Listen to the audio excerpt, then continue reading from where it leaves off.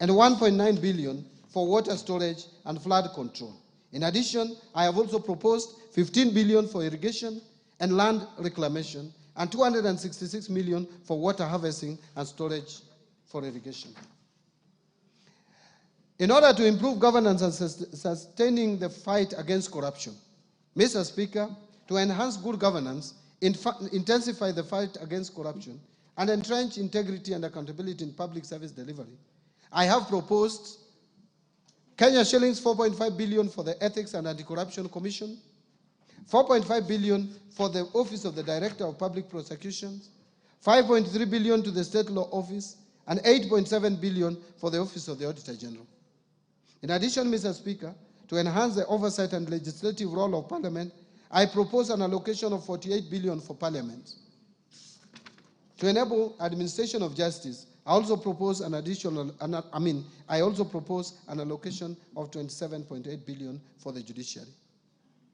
Now let me turn to allocation to county governments.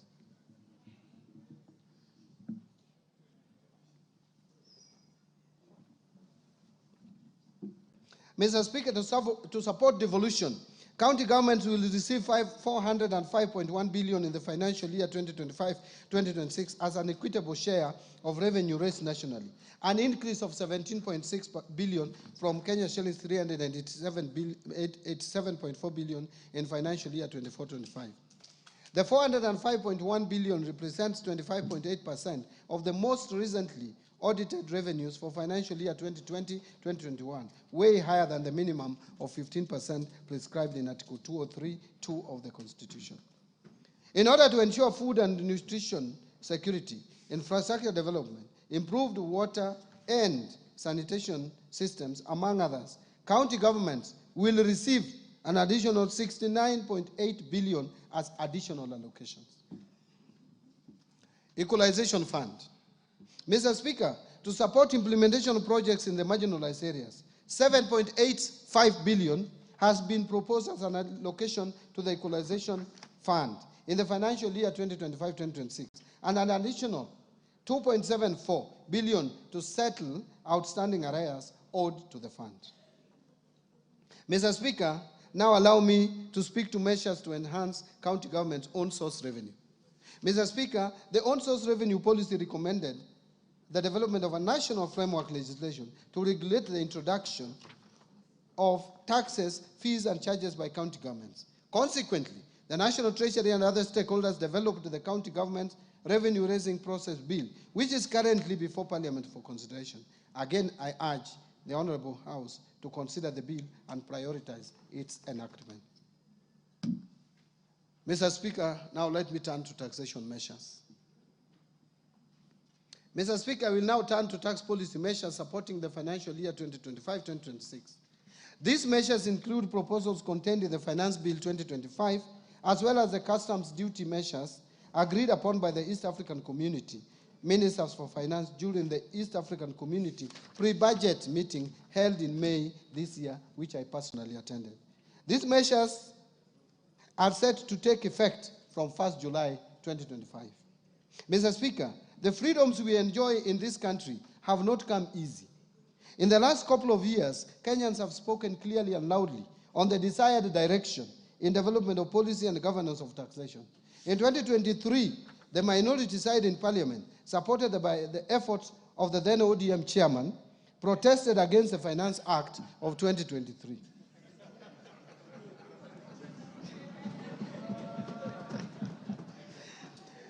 Last year, Mr. Speaker, some provisions in the Finance Bill 2024 triggered protests across the country. These actions in the 2 years regrettably resulted in the loss of lives and destruction of property and adversely impacted economic lives of many.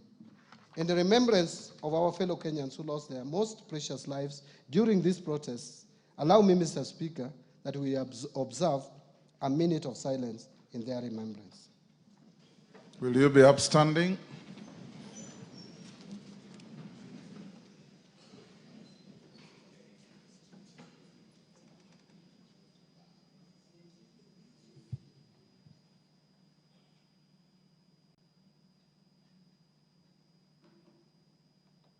May their souls continue resting in eternal peace.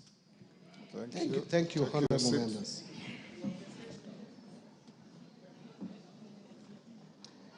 Mr. Speaker, no life should be lost and no property should be destroyed again. The message from Kenyans was clear. Since I took office at the National Treasury and Economic Planning, I assured Kenyans that we shall strive to reduce tax burden. In this respect, the Finance Bill of 2025 has neither proposed new taxes nor raised any tax rates. Instead, we have chosen to enhance tax revenue collection through administrative reforms by simplifying and streamlining tax laws to make them clearer and easier to implement, thereby by improving taxpayer compliance. The process also involves rationalization of tax expenditure to enhance equity and fairness. Mr. Speaker, the revenue foregone through tax incentives or tax expenditure has increased significantly, rising from Kenya shillings 393.1 billion, which is equivalent to 2.9% of GDP in 2022, to 510.6 billion, which is equivalent to 3.4% of GDP in 2023. To reverse this trend, the Finance Bill of 2025 proposes reforms to rationalize tax expenditures so as to promote equity, fairness, efficiency, and reduce distortions within the tax system. The proposed reforms are in line with the national tax policy and the medium-term revenue strategy, which this Honorable House passed. So, Mr. Speaker, from the proposed reforms, we expect to raise Kenya shillings 30 billion more as additional revenue. Mr. Speaker, customs measures agreed upon by East African community ministers during the pre-budget meeting are intended to protect our industries and ensure they access raw materials and inputs at affordable prices. The meeting allowed Kenya to import tea packaging materials at a lower duty rate of 10%. In addition, Kenya was granted an extension of duty remission to import wheat at the rate of 10%. These measures will support our wheat and tea farmers. Mr. Speaker, I will begin with the customs measures and later provide highlights on the proposed amendments of tax laws in the Finance Bill of 2025. On customs measures, to meet the local demand of rice, Kenya was allowed to extend the stay of application on the East African Community Common External Tariff and import rice at the rate of 35% or USD 200 per metric ton, whichever is higher, instead of the common external tariff rate of 75% or USD 345 per metric ton. Mindful of wheat farmers in Kenya, East African community ministers agreed on duty remission of wheat at a rate of 10% instead of the common external tariff rate of 35%, provided the millers who intend to import wheat under the duty remission must first purchase locally produced wheat.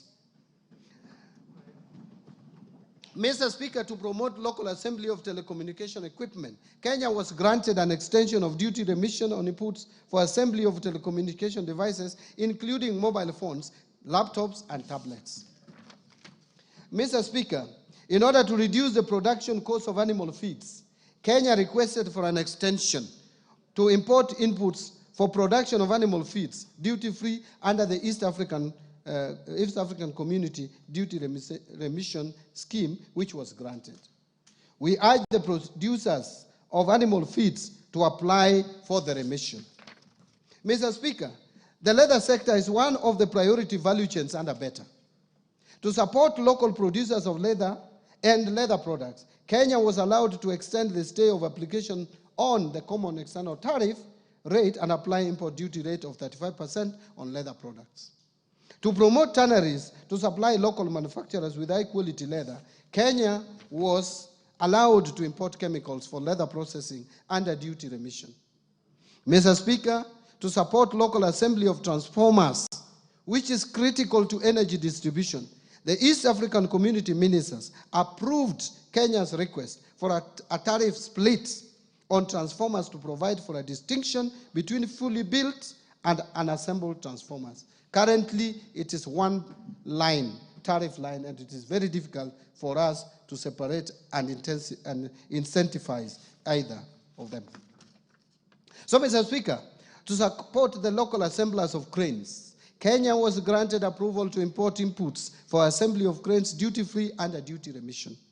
Mr. Speaker, last year Kenya was granted a stay of application on the East African East African Community Common External Tariff to apply a higher duty rate ranging from 25 to 35% on certain types of paper used in manufacturing packaging materials. This action adversely affected exporters, particularly in tea sector. To address this, Kenya opted not to request for an extension of the stay of this common external tariff. And this decision will not affect local manufacturers of packaging materials, as they will continue importing raw materials